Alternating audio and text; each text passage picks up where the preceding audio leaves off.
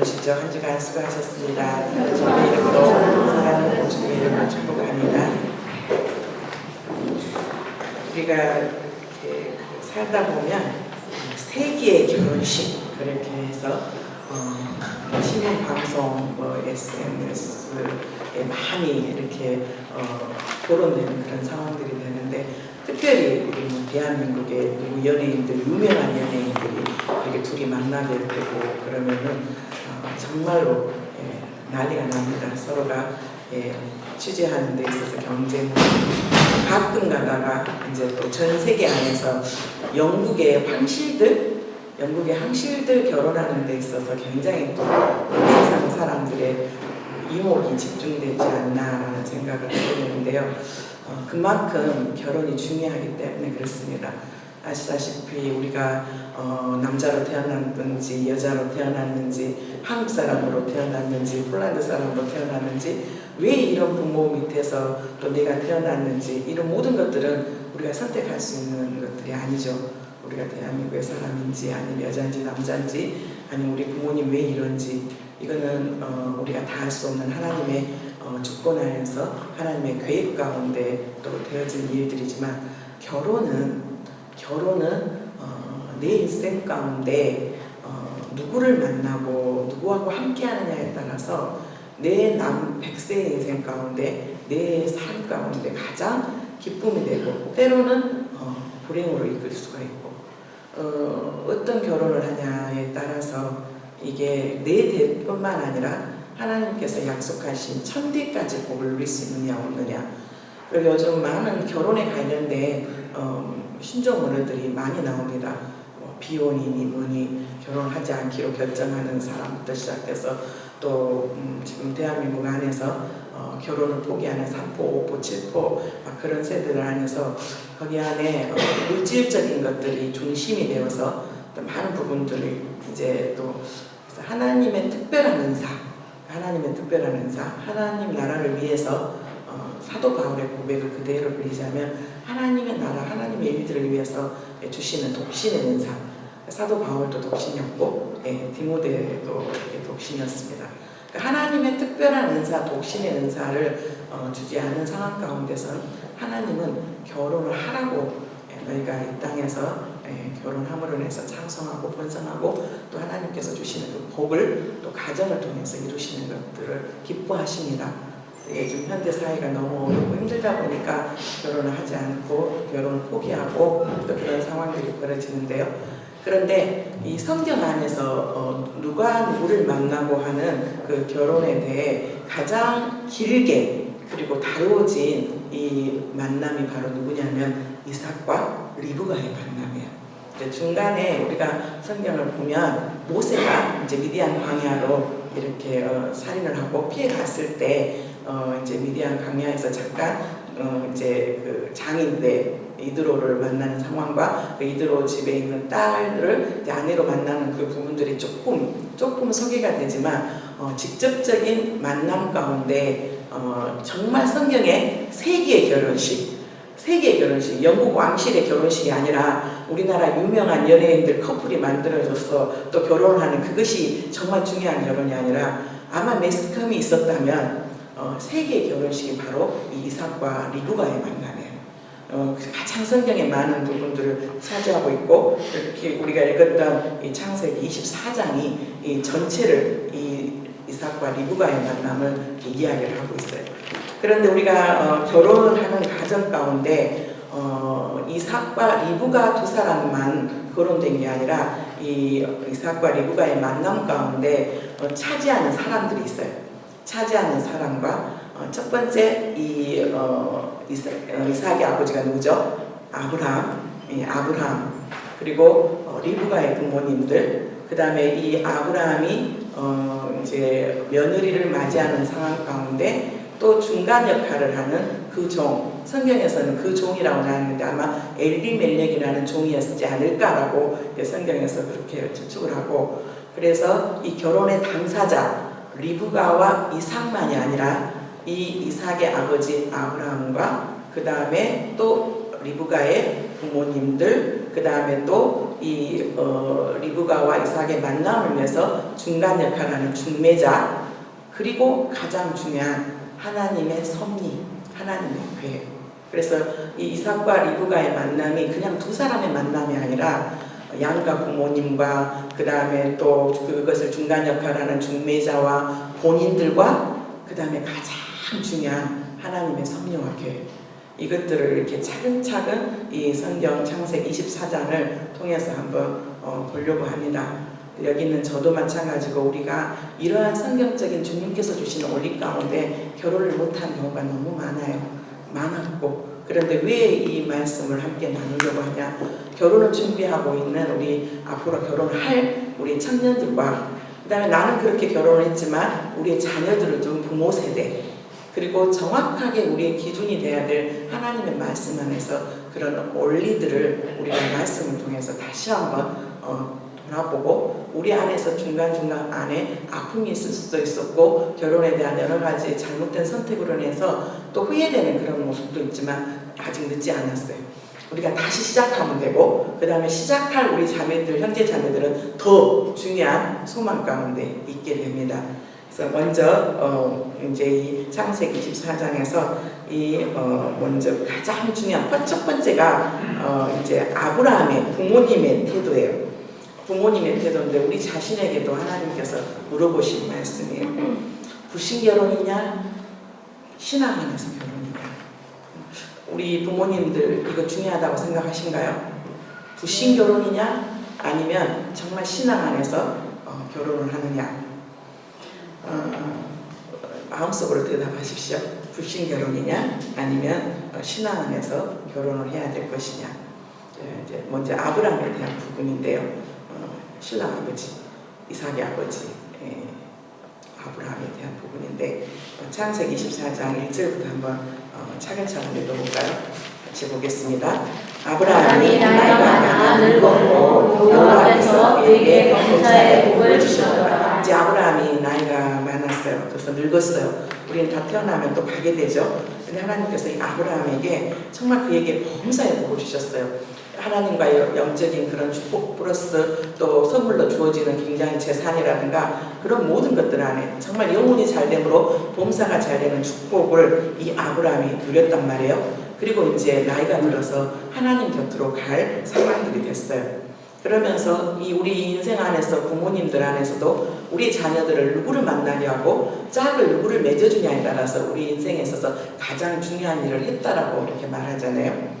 근데 이제 나이가 늙었고 죽을 날이 가까우게 됐을 때 이제 아브라함이 2절부터 보겠습니다. 아브라함이 자기 집 모든 소유를 맡은 늙은 종에게 이르되 청하건대 내 허벅지 밑에 내 손을 넣으라. 아브라함이 자기 집 모든 소유를 맡은 늙은 종에게, 나이가 들었단 말은 인생의 경험과 그 다음에 또 아브라함과 그다음 오랫동안 이렇게 살면서 무엇보다도 아브라함의 집의 집사로서 청지기로서 이 아브라함의 마음도 알고 그만큼 이제 신뢰할 수 있는 그 늙은 종에게 이제 불러서 내 허벅지 밑에, 이 중동 지방 안에서 특히 이스라엘 백성들 안에서 중요한 약속을 하거나 맹세를 하거나 뭔가를 부탁을 할 때 이 손을 허벅지 밑에 넣는 그들 안에 이제 관습이 있습니다.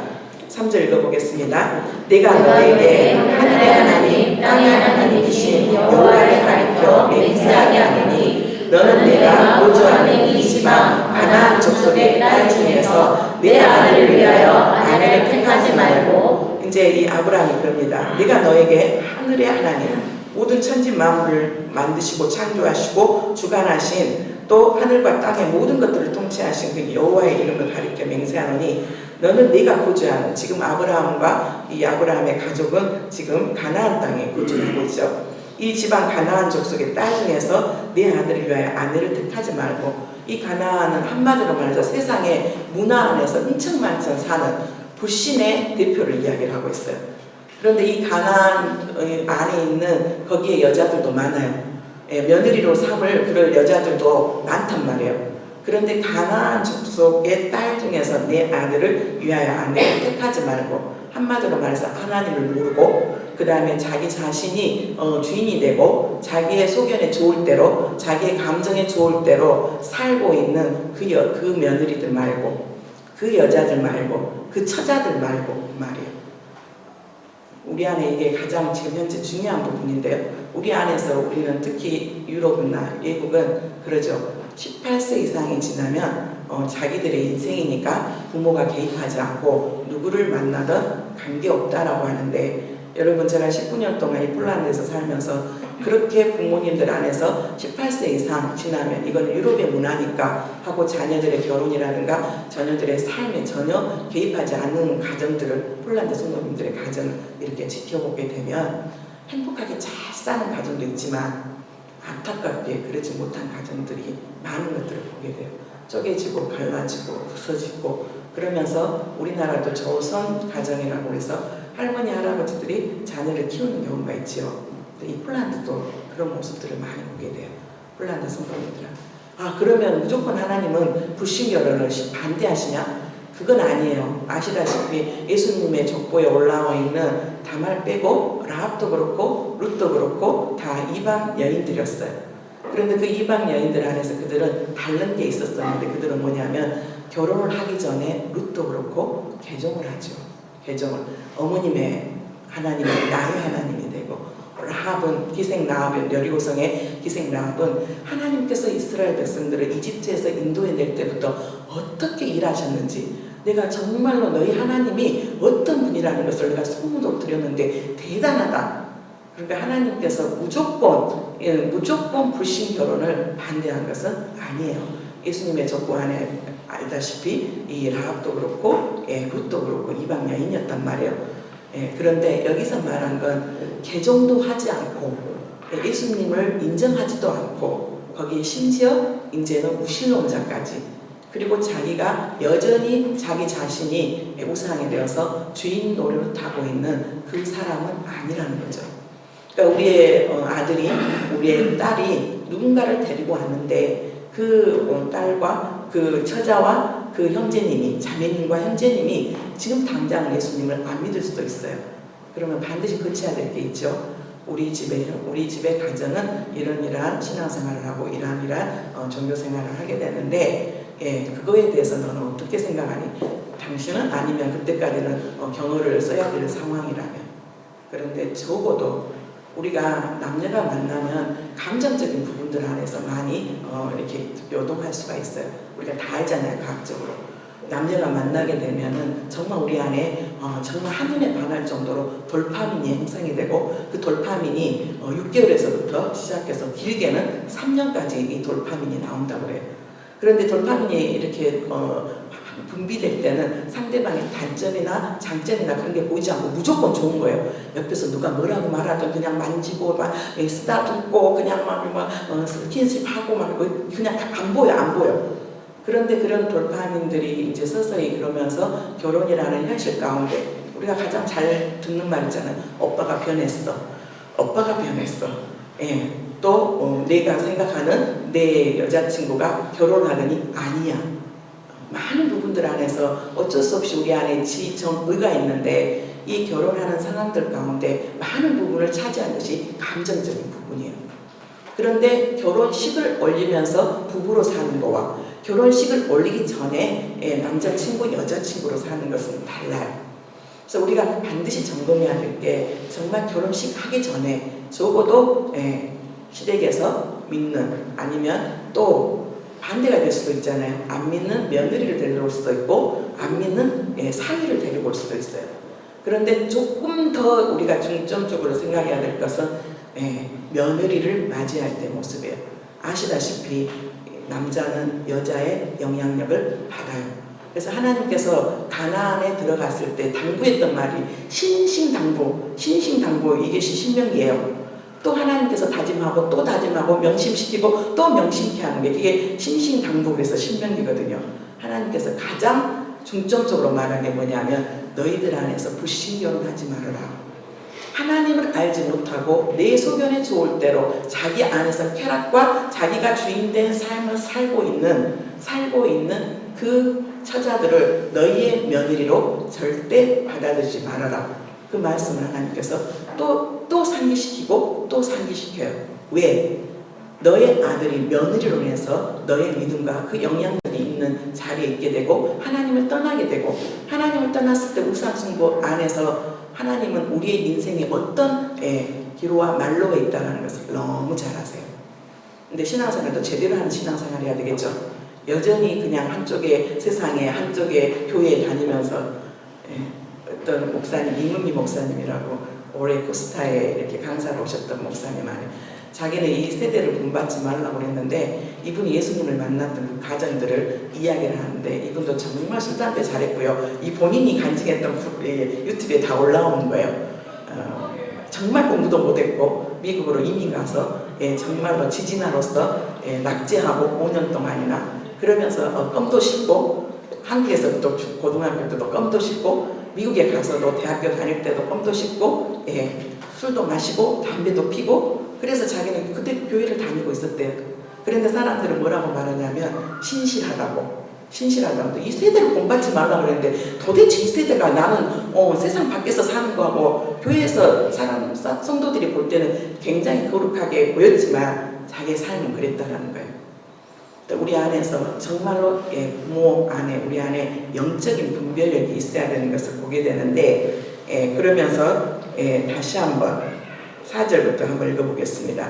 내 고향 내 족속에게로 가서 내 아들 이삭을 위하여 아내를 택하라. 5절 종이 이르되 여자가 나를 따라 이 땅으로 오려고 하지 아니하거든 내가 주인의 아들을 주인이 나오신 땅으로 인도하여 돌아가는가. 이 종은 굉장히 중요한 사명을 받았잖아요. 바로 이제 내 주인의 이 아브라함의 대를 이어서 이삭, 그 이삭이 이제 만나야 될 정말 일생일 때 가장 중요한 중매자 역할을 해야 하는 상황 가운데 정말 근데 만약에 내가 가서 그 여자가 나를 따라 이 땅으로 오려 하지 않으면 어떻게 해야 되겠습니까? 라고 걱정도 하고 근심도 하죠.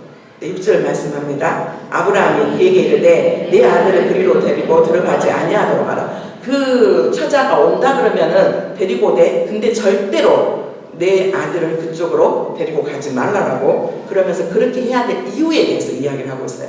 7절 같이 읽겠습니다. 하늘의 하나님 여호와께서 나를 내 아버지의 집과 내 고향 땅에서 떠나게 하시고 내게 말씀하시며 내게 맹세하여 이르시기를 이 땅을 내 씨에게 주리라 하셨으니 그가 그 사자를 너보다 앞서 보내실지라 내가 거기서 내 아들을 위하여 아내를 택할지라. 하나님께서 이 아브라함에게 약속을 하셨는데 이 땅을 내 씨에게 주리라. 즉 아브라함의 대를 이어서 이 땅에서 하나님의 나라를 이루어야 되는 거예요. 하나님의 나라를 이루어야 되니까 그 하나님의 나라를 이루어야 될 내 며느리가 정말 중요한 상황이 있다는 말이죠.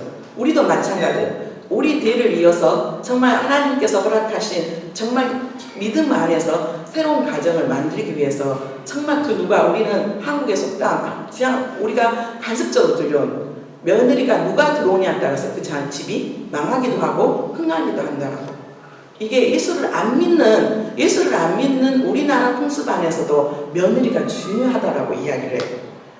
바로 우리 안에서 정말 내 대에서 끝난 게 아니라 우리의 가정을 든든하게 돈이 많고 족보를 떠나서 정말 우리 가정이 화목하고 좀 하나님 앞에 영광이 되기 위해서는 반드시 우리 안에서 결단이 있어야 되는데 그러면서 8절 한번 읽어보겠습니다. 만일 여자가 너를 따라오려고 하지 아니하면 나의 이 맹세가 너와 상관이 없나니 오직 내 아들을 데리고 그리로 가지 말지니라. 9절 그 종이 이에 그의 주인 아브라함의 허벅지 아래에 손을 넣고 이 일에 대하여 그에게 맹세하였다.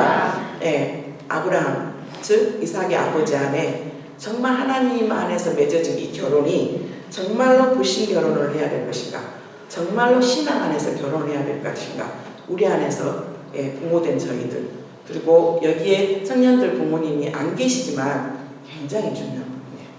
먼저 우리가 결심해야 돼요.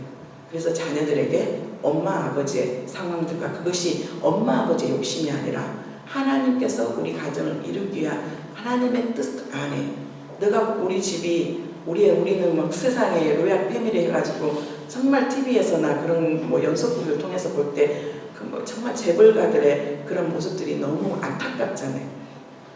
그런데 우리는 그 경제적인 재벌가의 모습의 가정들보다 더 하나님의 크신 계획과 하나님의 섭리가 있는 하나님의 계획 안에 그 결혼, 옆에서 주변에 많은 상황들을 볼 수 있었으면 좋겠고, 우리의 기준이 너가 18살이 넘었으면 너가 어리니까 네 마음대로 누구를 만나든 관계없다가 아니라 우리의 부모의 역할들이 반드시 하나님께서 묻고, 또 우리가 죽지 않는 한 그 자녀들의 잘못된 선택으로 인해서 눈물을 흘리며 또 그 안에서 아픔들을 우리는 그것이 다시 내가 경험하는 상황으로 돼요. 그래서 우리 안에 먼저 불신결혼이냐 아니면 신앙 안에서 결혼이냐. 정답은 뭐예요? 신앙 안에서 결혼. 믿지 않는 배우자를 데려온다는 자고, 특히 며느리는 반드시 예수 그리스도를 나의 주, 나의 하나님을 하고 고백하는 며느리가 들어와야 해요. 이게 하나님의 뜻이에요.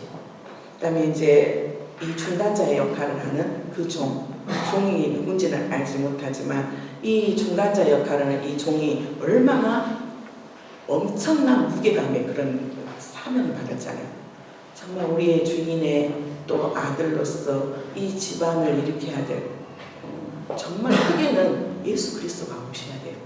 온 인류를 구원할 예수 그리스도가 와야 돼. 그러면 예수님의 조건은 그런다 치고 우리 집은 그렇게 거창하지 않잖아. 아니요. 예수 그리스도가 다시 재림하시기까지, 강림하시기까지 하나님이 이 땅 가운데서도 하나님의 나라를 이루기 위해서 하나님이 가정을 통해서 일하세요. 가정을 통해서, 결혼이라는 제도를 통해서. 근데 이 막대한 사명을 갖고, 막대한 상황을 갖고 이 종이 나아가요.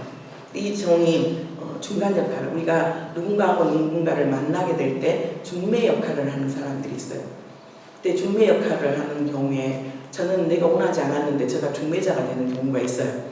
우리 임마누엘 교회 안에서 몇 커플이 이렇게 되어졌는데 나는 중매자가 아니었다고 생각하는데 나를 중매자로 이렇게 인정하는 커플이 있고 그러는데, 그래서 굉장히 조심스럽고 누군가가 우리 청년들 안에서도 이 사람하고 만나려고 하고 이 사람하고 한다고 했을 때 그들에게 이런 상황에 이 자매 안에 이런 모습이 있다.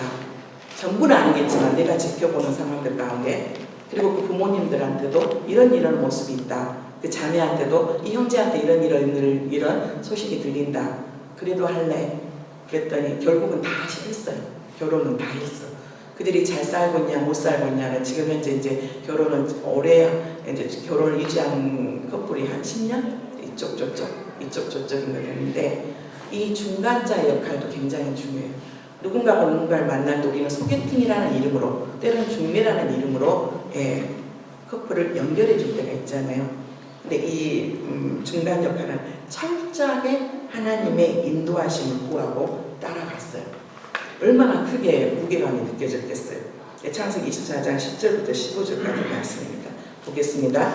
이에 종이 그 주인의 가진 넓은 풀을 끌고 떠났는데 곧 그의 주인의 모든 좋은 것을 가지고 떠나 메소포타미아로 가서 나홀 성에 이르러, 이제는 이 아브라함은 하나님께서 물질의 복도 많이 주셨어요. 그래서 가지고 있는 동물 중에서 가장 감당한 게 뭐냐면 낙타예요. 낙타 10마리를 끌고 이제 정말, 그리고 또 다른 주인의 모든 좋은 것을 가지고 이제 갔단 말이에요. 메소포타미아로. 그리고 나홀 성에 이르렀어요. 이 구약에 보면은 사람의 이름을 따서 그것이 지명이 되는 경우가 되게 많아요. 세겜도 사람 이름이기도 하지만 성의 이름이기도 해요. 그 다음에 우리가 잘 알고 있는 야베스, 이 야베스가 사람의 이름이기도 하지만 성의 이름이기도 해요. 정말 그 사람의 이름을 따서 그 성을 지명을 붙이는 것이 있는데, 이 나홀 성에 이르렀어요. 11절 같이 읽겠습니다. 그 낙타를 성과 우물 곁에 불렀으니 저녁때라 여인들이 물을 기르러 나올 때였더라. 12절 그가 이르되 우리 주인 아브라함의 하나님 여호와여, 원하건대 오늘 나에게 순조롭게 만나게 하사 내 주인 아브라함에게 은혜를 베푸시옵소서. 지금 어마어마한 막중한 무게감과 책임감을 가지고 이 길을 떠났던 그 종이 하나님 앞에 기도를 하죠. 하나님, 이 길 안에서 순조롭게 순조롭게 평탄하게 이 길을 인도해달라고 하나님을 의지하고 하나님 앞에 모든 것을 의탁을 해요. 13절 성중 사람의 딸들이 물기로 나오겠사오니 네가 우물 곁에 있다가 한 손에게 이르기를 청하는데 너는 물두멍이를 기울여 나로 마시게 하라니 그의 대답이 마시라 내가 당신의 낙타에게로 마시게 하리라면 그는 주께서 주의 종 이삭을 위하여 정하신 자라 이로 말미암아 주께서 주에게 은혜 베푸심을 내가 알겠나이다. 누군지 몰라, 누가 올지 모르고, 그런데 이 종은 구체적으로 하나님 앞에 나에게 이렇게 사인을 보내주시고, 첫 번째는 순탄하게 순조롭게 조금 진행해 주시고, 제가 여러 가지 상황 가운데 이제 이렇게 물어보면 이렇게 대답하는 이 테스트가 중요해요. 내가 중간 역할을 하는 상황 가운데 이 남녀와 이 남녀가 만나야 될 커플인지 아닌가를 생각한다면 그것들 안에서 하나님 내가 이렇게 이 상대방한테 질문했을 때 이 상대방이 이렇게 대답을 예수 믿을래? 그 집은 예수 꼭 믿어야 된다는데 예수 믿으라. 나 왜 예수 믿어? 왜 꼭 그렇게 나이가 몇 살인데 그 부모는 어떤 부모이기에 그렇게 종교를 강요하고 그래? 우리끼리 사는 거지 하면은 no. 그런 식으로 우리가 정말 중간 역할을 하는 상황 가운데 하나님을 의탁하고 하나님을 의지하면서 그 중간 역할을 하는 상황 가운데 테스트가 필요해요. 그리고 구체적인 하나님의 그 일하심을 볼 수 있어야 돼요. 그런데 이렇게 이제 하고 있었더니 한번 보겠습니다. 15절 말이 마치기도 전에 리브가가 물동이를 어깨에 메고 나오니 그는 아브라함의 동생 나홀의 아내 밀가의 아들 분리엘의 소리. 이 말도 하기도 전에 하나님 앞에 이렇게 하겠습니다. 하나님 순조롭게 해주시고 내가 이제 누군지는 모르겠지만 한 여인이 한 처자가 오게 되면 제가 이렇게 말할 거예요. 그러면은 내가 당신의 낙타에게도 마시게 하리라 하면 그는 주께서 주의 종 이삭을 위하여 정하신 자로. 24절에 보니까 한 손에게 이르기를 청하건대 너는 물동이를 기로 나로 마시게 하라니 그의 대답이 마시라. 맛있는 것 자기에게만 물 주는 게 아니라 거기에 뭐가 포함되냐면 내가 당신의 낙타에게도. 이 말 굉장히 중요해요. 왜 중요한지는 조금 이따 보겠는데 당신에게만 물. 나 지금 굉장히 우리말인지 처자 나에게 물 한 그릇 줄래요? 나에게 물 한 그릇 주시오.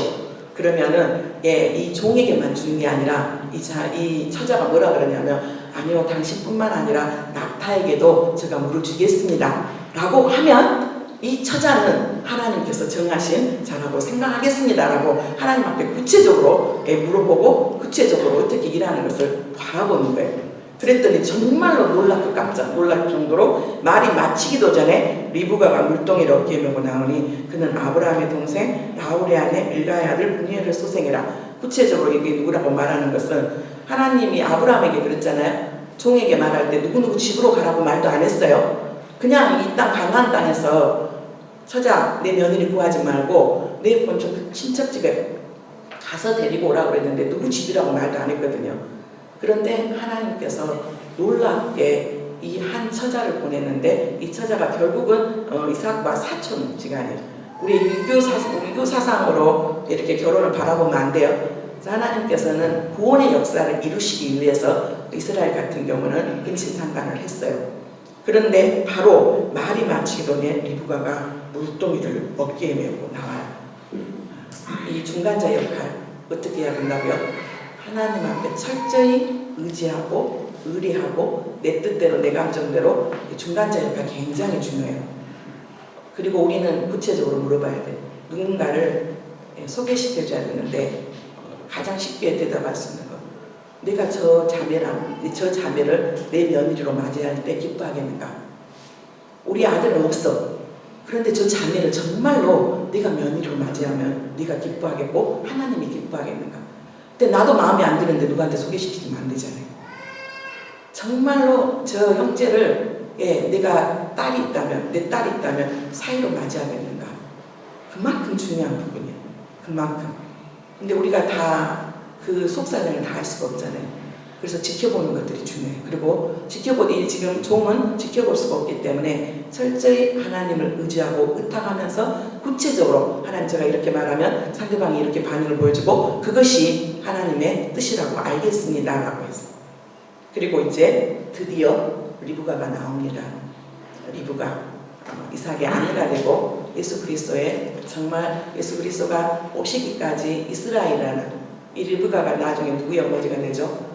야곱과 에서의 어머니가 되고, 야곱이 바로 이름이 개명되면서 이스라엘이 되고, 바로 이스라엘의 시조가 되고, 바로 예수 그리스도가 이 혈통 가운데 이 땅에 오셨어요. 리브가 안에서 가지고 있었던 외모, 성적인 순결, 그 다음에 섬김. 아이고, 지금 시대가 어떤 때인데 이런 것들을 순결? 여러분, 성경 안에 율법을 보면 이혼에 대한 이야기들 나와요. 이혼에 대한 이야기. 요즘 현대 사회 안에서 우리 대한민국 안에서도 지금 4커플 중에서 한 커플이 이혼을 하고 OECD 국가 안에서 언제까지 1등을 했는데, 라트비아에서 왜 그랬는지 모르겠지만 라트비아가 이제 1등을 하고 우리가 2위가 됐대요. 그런데 구약시대 율법시대에도 이혼을 많이 했어요. 왜 율법 안에서의 성적인 것들에 대한 것들을 이야기하냐, 이거는 시대하고 관계가 없이, 이 세대하고 관계가 없이 하나님의 원리는 같아요. 아담이 범죄함으로 인해서 죄는 그때나 지금이나, 지금은 조금 더 드러나고, 가장 큰 문제는 수치감이 없어졌어요. 그전에 우리 때만 해도 수치감이 있었거든요. 그래서 누구하고 사귄다 그러면 같이 잤어? 그게 우리의 질문이었어. 헤어진다 그러면 진짜 잤어? 잤는데 헤어지면 어떡해? 그렇게 했던 시대예요. 근데 요즘은 그냥 쿨하다는 이유로 헤어지고 만나는 것들이 너무 쉽고, 혼전 순결을 지키는 그것은 정말 정말 이 시대하고 맞지 않는 그런 상황들. 그런데 전제는 있어요. 혹시 우리가 철없어서, 영적으로 철없어서, 때론 우리가 정말 주님이 기뻐하시는 것이 몰라서, 나도 세상에서 즐겨서 놀면서 그렇게 실수할 수도 있었고, 우리가 그런 연약함이 있을 수도 있었어요. 그런데 오늘을 기점으로 해서 내가 정말 누구 한 사람의 아내가 되기를 원하고, 누구 한 사람의 남편이 되기를 원한다면, 지금 우리 안에서 가장 중요한 이 순결, 이 리브가가 어떤 자였냐면, 보니까 16절 한번 보겠습니다. 그 소녀는 보기에 심히 아름답고 지금까지 남자와 가까이 하지 아니한 처녀더라. 그가 물로 내려가서 물을 그 물동에 채워가지고 올라오자 이 소녀는 보기에 심히 아름다웠대요. 지금 이 리브가는 이 양들 이렇게 돌보다가 이렇게 우물가로 왔는지, 아니면 그 전에 이야기는 없어요. 라헬은 야곱과 만날 때 양들 돌보다가 나왔잖아요. 근데 이 리브가는 양들을 돌봤는지, 아니 집에 이제 물이 떨어져 가지고 물을 길러 하는지, 이제 어쩐 상황이었는지 모르겠지만, 이 소는 보기에 심히 아름다웠다고. 여러분, 외적인 외모 중요해요. 그런데 그것보다 더 중요한 건 우리 마음의 온유함이 뭘로 나타나요? 얼굴로 나타나잖아요. 우리가 50대가 되고 60대가 되고 그러면 인생에 살아왔던 모든 여정이 얼굴에 나타난다 그러는데, 50대만 나타난 거 아니에요. 10대 때도 나타나고요, 20대 때도 나타나요. 그 마음에 온유함들이 있고, 정말 그 마음에 정말 주님이 닮은 그런 모습이 있다면 얼굴에 나타나요. 그래서 우리가 아무리 모른다 할지라도 텔레비전에서 어떤 배우가 나오면 인상이 너무 좋아요. 너무 웃고 하는, 나중에 보면 예수 믿더라고요. 되게 조금 온유하고, 그 다음에 밝고, 그래서 우리는 밝아야 돼. 일단은 우리 안에 영적인 눌림도 있고, 그 다음 내 안에 못됨, 시기, 질투, 막 미워한 그런 모든 것들이 우리 얼굴에 나타나잖아요. 50대만 60대만 나타나는 게 아니에요. 나타나요. 그런데 이 리브가는 보기에 심히 아름답고 지금까지 남자가 가까이 하지 않은 처녀였더라고요. 왜 리브가 시대는 지금보다 유혹이 없었을 거예요. 리브가가 살던 시대는 지금하고는 달라요. 똑같다니까요. 인간의 죄의 본성으로 말미암아 성적인 유혹도 있었고 똑같이 있었어요. 그런데 리브가는 아마 기다렸을 거예요. 리브가는 기다렸을 거예요. 내가 정말 누군가의 아내가 되기 위해서 준비하고 있어야 된다는 것을. 그리고 그가 우물로 내려가서 물을 그 웅덩이에 채워가지고 올라오는지라. 17절 같이 읽겠습니다. 종이 마주 달려가서 이르되 청하건대 내 물동이의 물을 내게 조금 마시게 하라. 18절 그가 이르되 내 주여 마시소서 하며 급히 이 물동이를 손에 내려 마시게 하고, 내 주여, 이건 생전 모르는 처음 보는 이 종에게, 늙은 종에게 이 내 주여라고 말했다는 것은 굉장히 인품 안에서도 예의가 있었다는 것. 참 지가 뭔데 무슨 어디 늙은이가 갖고 나한테 물을 달라고, 무슨 힘들어 죽겠구만 나한테 물을 달라고 그렇게 한 게 아니라, 물을 달라고 하니까 호칭 안에서도 내 주여, 이 내 주여는 상대방의 가지고 있는 외모나 상대방이 어떤 신분인지도 모르고 공손하게 어른한테 대하는 태도예요. 태도. 내 주여 마시소서 하며 급히 그 물동이를 손으로 내려가게 하죠. 우리 안에서도 누군가가 뭐 좀 하나 달라고 하는데 내가 왜 그거 해야 돼? 내가 뭘 그걸 해야 돼? 버스 안에서도 이렇게 앉아있는데 나이 드신 분이 있으면 그냥 눈 감아버리고 그 다음에 이어폰 꽂고 그 다음에 핸드폰 하고 가장 요즘 이 상황들 어색하고 뭔 상황들 안에서 조금 껄쩍지근하고 그러면은 제일 먼저 뭐예요? 눈 감고 이어폰 꽂고 그 다음에 핸드폰 보고 있으면 근데 리브가는 정말 상관없이 내 주여 마시소서 하면서 망설임도 없이 급히 그 물동이를 손에 내려 마시게 하고 19절 같이 읽겠습니다. 마시게 하기를 다하고 있는데 당신의 낙타를 위하여도 물을 길러 그의 뼈도 배불리 마시게 하리이다 하고 이 지금 종이 하나님 앞에 그렇게 기도했잖아요. 물 마시게 한다 그러면 기쁨으로 드리면서 또 그걸로 끝난 게 아니라 낙타에게도 그것도 뭐하게? 낙타를 위하여 물을 길러 그것을 배불리 마시게 한대요. 지금 이 종이 낙타 몇 마리가 데리고 갔죠? 10마리. 여러분 그거 아세요? 낙타가 정말 사막에서 오랫동안 유지할 수 있는 동물이 낙타잖아요. 모래바람에 정말 그것을 해치기 위해서 눈썹을 이만큼 길고 그 다음에 낙타 등 뒤에 있는 2개 이것은 낙타 안에 있는 기름이에요. 낙타가 오랫동안 이 사막을 건너고 그럴 때 목마르지 않아도 가장 오랜 시간 동안 생명을 유지할 수 있는데 근데 놀랍게 물을 한 번 마시잖아요. 그러면 어마어마하게 마신대요. 그러니까 지금 이 리브가는 이 종이 이야기했던 것도 그렇고 그래 사람 물 한 잔 달라 그러면 줄 수 있어. 그런데 종이 뭐라고 말했어요? 나뿐만 아니라 낙타에게도 준다고 기쁜 마음으로 준다고 했다 그러면 이 종이 원했던 것은 이 처자 안에 댐댐이 섬김. 한 사람의 물만 준 게 아니라 낙타 한 마리도 아니에요. 낙타 한 마리가요 물을 얼마나 마시냐면 이만큼 바가지 있잖아요. 두레방 거기에 적어도 이 낙타가 지금 갈증에 따라서 5번을 줄 수도 있고 10번을 줄 수도 있는 상황이에요. 그런데 리브가는 뭐라 해요? 배불리 먹게. 야, 너 되게 많이 먹는다. 귀찮게 하면서 야, 이거면 됐어. 사람이 나한테 물 나가는 것도 귀찮아 죽겠는데 그런데 이 낙타 10마리를 먹인다는 것은 이 리브가가 철저하게 집안 교육 안에서 남을 섬기고 굳은 일을 하고 남을 정말로 자기가 힘들지만 내가 정말로 나를 부인하지 않고서는 되지 않는 것이 바로 섬김이에요. 그러니까 왜 이 중간 역할하는 그 늙은 종이 이것을 조건부로 했고 그 다음에 이 리브가가 했는지 우리가 늘 말하죠. 우리가 주방에서 설거지 한번 하는 거 화장실에 가가지고 막 휴지가 바닥에 막 떨어져 있고 누군가에게 밥 한 끼 해주고 누군가에게 차 한번 사주고 그거 나를 부인하지 않고서는 될 수 없는 부분이에요. 그런데 놀랍게요. 하나님도 보고 계시는데 하나님 당연히 보고 계시죠. 사람도 보고 있어요. 사람도 보고 있어요. 우리 안에서도 그러잖아요.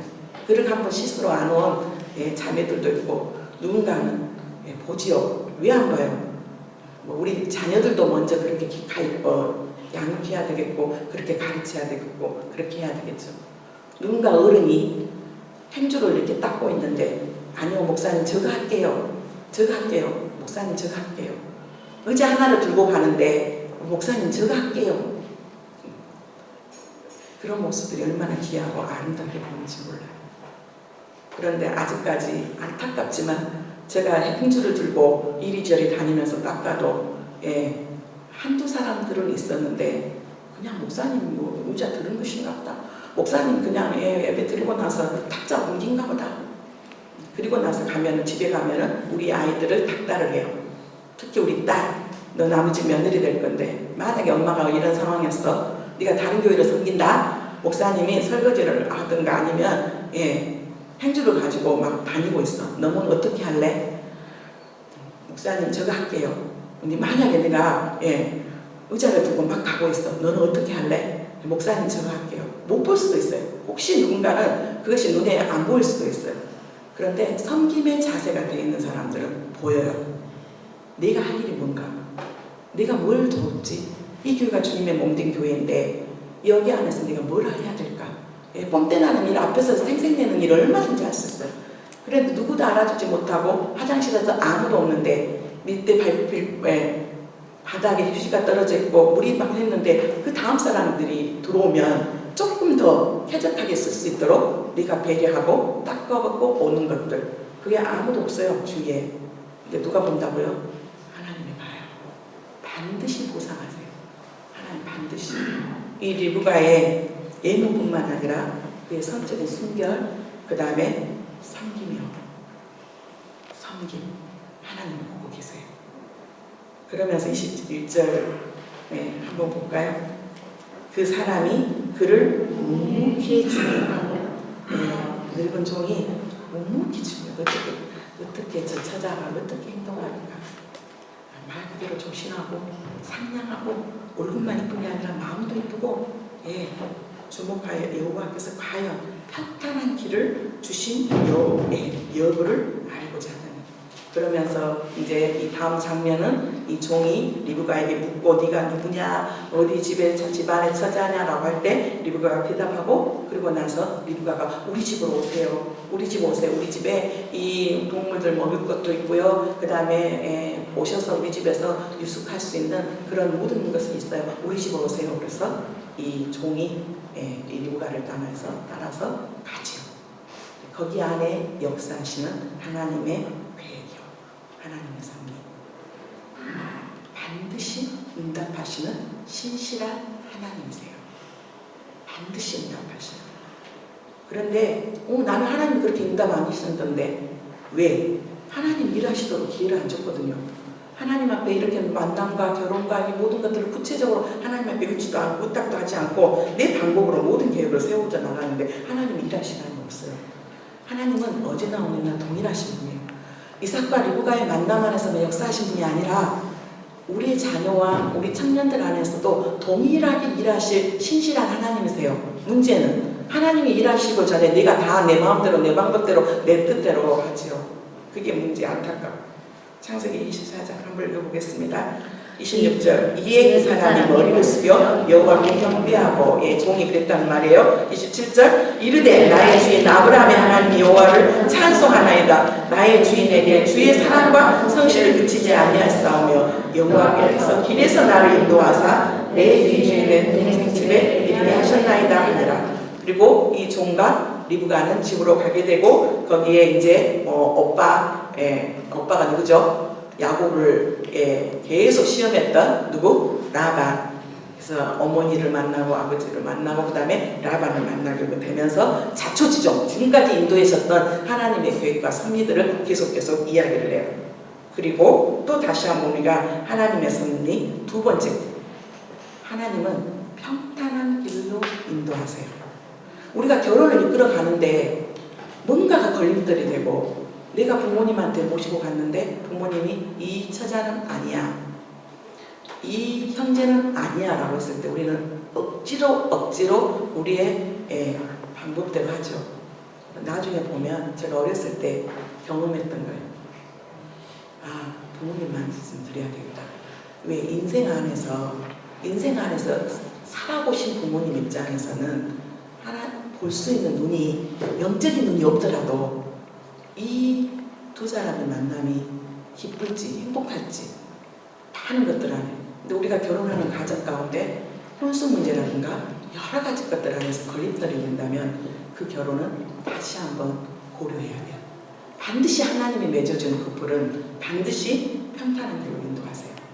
한번 봅시다. 창세기 24장 38절. 내 아버지의 집, 내 족속에로 가서 내 아들을 위하여 아내를 택하라 하시기로 내가 내 주인에게 여쭈되 혹 여자가 나를 따르지 아니하면 어찌하리까 한즉 주인이 내게 이르되 내가 섬기는 여호와께서 그의 사자를 너와 함께 보내어 내게 평탄한 길을 주시리니. 이게 답이에요.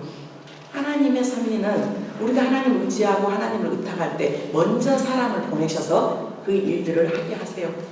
리브가에게 감동을 주셨겠죠. 물길로 가려고 이런 하나님이 미리 평탄한 길을 주시니 너는 내 족속 중 내 아버지 집에서 내 아들을 위하여 아내를 택할 것이다. 하나님이 기뻐하신 것들은 뭘로? 평탄한 길로. 그 다음에 49절 이제 당신의 인자함과 진실함으로 내 주인을 대접하려거든 내게 알게 해주시고 그렇지 아니할지라도 내게 알게 해주셔서 내가 우로든지 좌로든지 행하게 하셨어. 그러면서 이제 이 늙은 종이 응답을 받으니까 조금 막 조급해요. 막 서둘러요. 얼른 이제 응답 됐고 막 그러니까 이제 얼른 빨리 이제 이 리브가를 갖다가 얼른 데리고 가야 돼. 막 지체할 수가 없어. 그러면서 마음이 막 이렇게 막 서두르고 급하게 돼요. 그런데 그때 리브가의 부모님, 리브가의 집안 안에서 신부의 태도예요. 강요하지 않고 당사자들의 의견을 존중해요. 그러니까 하나님의 뜻이라 할지라도 때로는 당사자가 아닌 부모님들의 강요에 의해서 부모님의 강요에서 너 그 사람하고 반드시 결혼해야 돼. 네 나이가 몇 살인데 아직도 결혼 안 하고 있어. 네 나이가 몇 살인데 우리가 결혼하는 데 있어서 가장 큰 긍휼 중에 하나가 뭐냐면 나이에 쫓기는 거예요. 그리고 환경과 상황 가운데 어쩔 수 없이 하는 경우 때로는 궁휼한 마음이 있어서 하는 경우 그리고 한쪽 어떤 기쁨 안에서가 아니라 어쩔 수 없이 심지어는 저 사람하고 잤기 때문에 어쩔 수 없이 해야 되는 그런 결혼. 그런데 성경은 하나님은 뭐라고 말씀하시냐면 그리고 신중하고 또 신중하고 또 신중. 그럼에도 불구하고 결혼을 해서 정말 하나님의 십자가를 생각하면서 잘 살면 좋겠지만 내가 도저히 저 사람을 감당할 수 없다라고 생각하면 이혼의 아픔을 겪는 것보다 거기에서 스톱하는 것이 중요해요. 그래서 무엇보다도 우리의 부모들의 어떤 상황과 형편 가운데 절대 강압적으로 푸시해서는 안 된다는 거예요. 이 리브가의 부모 안에 보십시다. 56절 그 사람이 그들에게 이르되 나를 만류하지 마소서 여호와께서 내게 형통한 일을 주셨으니 나를 보내어 내 주인에게로 돌아가소서. 50절 그들이 이르되 우리가 소녀를 불러 그에게 무리를 하고 58절 리브가를 불러 그에게 이르되 네가 이 사람과 함께 가려드냐 그가 대답하되 가겠나이다. 그들이 그 노이 리브가와 그의 유모와 아브라함의 종과 그 동행자들을 보내며 리브가에게 축복하고 이르되 우리 누이여 너는 천만인의 어머니가 될지어다. 내시로 그 원수의 성문을 얻게 할지어다. 축복하며 보내는데 중요한 건 뭐예요? 결국은 누가 결정해야 돼요? 당사자들이요. 결국은 누가 결정해야 된다고요? 당사자들. 억지로 강요하고 밀어붙이는 것이 아니라 그들이 결정할 수 있도록 그리고 그 결정한 거에 대해서 마음껏 축복해줘야 돼요. 네가 결혼해갖고 이 엄마 말 안 듣고 아빠 말 안 듣고 가서 잘 사는 거 봐라. 내가 네 같은 내 자식을 만들어갖고 나가지고 네 한번 골탕 먹어봐라. 온갖 저주 다 하잖아요. 온갖 저주 다 하면서 보내요. 결정을 했다면 그 결혼 안에서 결정을 했다면 이제는 부모가 해야 될 일은 뭐예요? 축복하는 거예요. 축복하는 거. 혹시 그 가정에 아픔이 있었고 상처가 있었고 어려움이 있었다 할지라도 그래도 이 모든 것들을 다 십자가의 보혈로 씻고 다시 시작해라. 다시 축복하면서 보내는 거 아주 중요해요.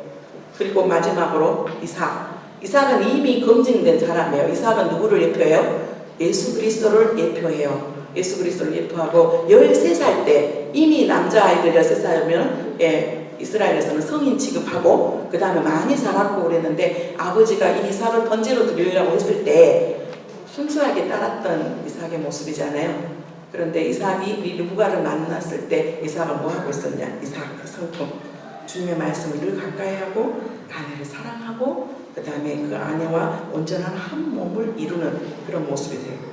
23절 보겠습니다. 이삭이 저물 때 들에 나가 묵상을 하다가 묵상은 뭐예요? 하나님을 깊이 생각하고 지금 이제 아버지의 당부를 받고 아버지의 이제 이렇게 아주 중요한 사명을 가지고 늙은 종이 이 나라의 아내 될 사람을 이제 데리고 갔다라는 것을 이 이삭은 당연히 알겠죠. 그래서 오늘 올까 내일 올까 지금처럼 카톡을 보낼 수도 없고 그런 상황들 가운데 그러면서 이삭이 저물 때 들에 나가 묵상하다가 이리저리 왔다 갔다 하면서 하나님의 말씀, 하나님을 묵상하는 거예요.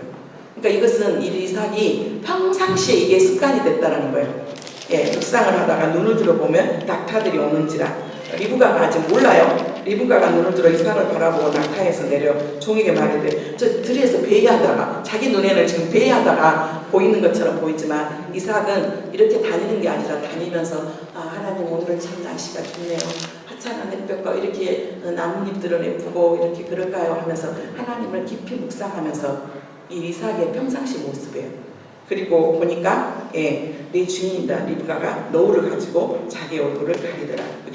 6절입니다. 종이 그 행한 일을 다 이삭에게 하는데 이삭이 얼마나 기뻤어요. 이 리브가가 오기까지 정말 자기가 하나님이 선하게 일하실 것을 믿고 하나님 지금까지도 한 번도 실망시킨 적 없고 일하셨던 이 하나님 아마 일도 그렇게 될 거라고 하면서 하나님과 깊은 묵상의 시간을 가졌는데 드디어 만났어요. 그리고 67절 이삭이 리브가를 인도하여 이 어머니 사라의 장막으로 드리고 그를 맞이하여 아내를 삼고 사랑하셨으니 그의 어머니 이 사라와 이삭의 관계가 얼마나 끈적끈적했겠어요. 이 90살의 아들을 낳았는데 그 아들이 눈에 넣어도 아프지 않은 그런 아들. 그리고 엄마가 돌아가셨어요. 이 이삭 안에 늘 허전함과 아픔이 있었었는데 이 리브가를 맞이하면서 아내를 삼고 사랑했대요.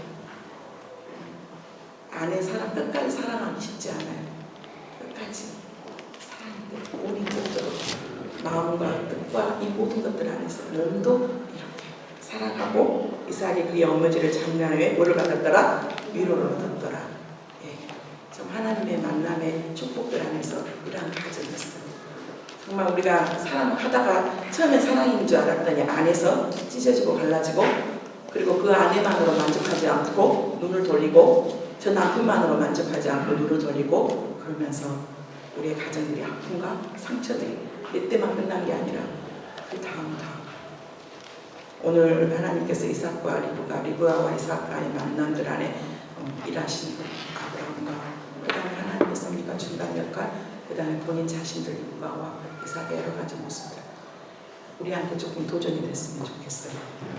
어떻게 결혼해야 되고 어떻게 나아가야 되는 것인지 부모된 우리는 어떤 역할을 해야 되고 당사자인 나는 우리의 자매들은 정말 마음속에 있는 것도 가꾸고 외모도 가꾸고 그 다음에 그동안 어떻게 살아온 것들 상관없이 한 남자를 위해서 순결하게 준비하고 있어야 된다는 것 그리고 섬김이 내 안에서 훈련돼야 되는 것 이삭은 정말 아내를 내 몸과 같이 사랑하고 그 다음에 주님 이것은 주님을 늘 묵상했을 때 되어지는 감정이잖아요. 그리고 서로가 위로가 되고 서로가 기쁨이 되고 그래서 이 가문이 예수 그리스도가 오시기까지 세기의 가장 기억나는 바로 이삭과 리브가예요.